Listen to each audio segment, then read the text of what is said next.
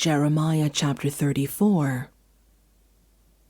While Nebuchadnezzar, king of Babylon, and all his army, and all the kingdoms and peoples in the empire he ruled, were fighting against Jerusalem and all its surrounding towns, this word came to Jeremiah from the Lord. This is what the Lord, the God of Israel, says.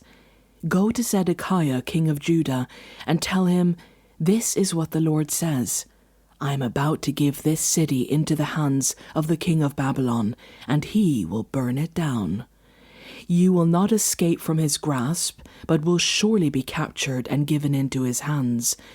You will see the king of Babylon with your own eyes, and he will speak with you face to face, and you will go to Babylon. Yet hear the Lord's promise for you, Zedekiah, king of Judah. This is what the Lord says concerning you. You will not die by the sword. You will die peacefully. As people made a funeral fire in honor of your predecessors, the kings who ruled before you, so they will make a fire in your honor and lament. Alas, Master! I myself make this promise, declares the Lord. Then Jeremiah the prophet told all this to Zedekiah, king of Judah, in Jerusalem, while the army of the king of Babylon was fighting against Jerusalem and the other cities of Judah that were still holding out, Lachish and Azekah. These were the only fortified cities left in Judah.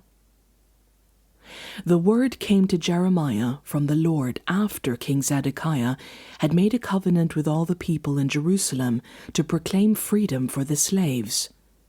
Everyone was to free their Hebrew slaves, both male and female. No one was to hold a fellow Hebrew in bondage.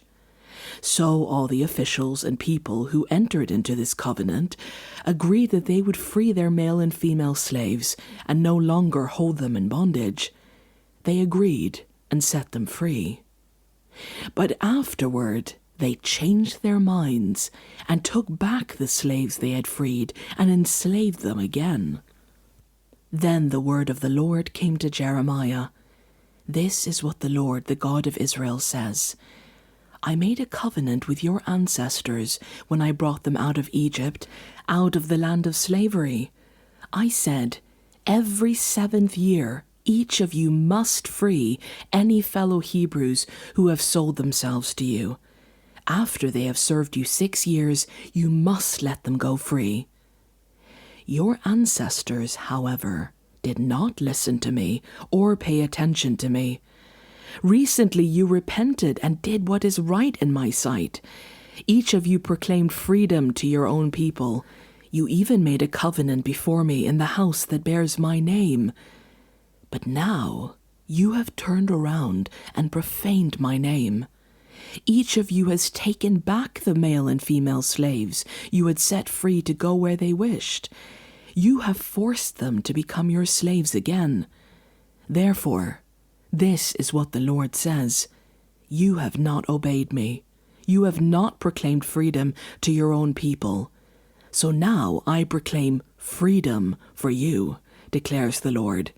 Freedom to fall by the sword, plague, and famine. I will make you abhorrent to all the kingdoms of the earth. Those who have violated my covenant and have not fulfilled the terms of the covenant they made before me, I will treat like the calf they cut in two and then walked between its pieces. The leaders of Judah and Jerusalem, the court officials, the priests, and all the people of the land who walked between the pieces of the calf, I will deliver into the hands of their enemies who want to kill them. Their dead bodies will become food for the birds and the wild animals. I will deliver Zedekiah, king of Judah, and his officials into the hands of their enemies who want to kill them, to the army of the king of Babylon, which has withdrawn from you. I am going to give the order, declares the Lord, and I will bring them back to this city. They will fight against it, take it, and burn it down, and I will lay waste the towns of Judah so no one can live there.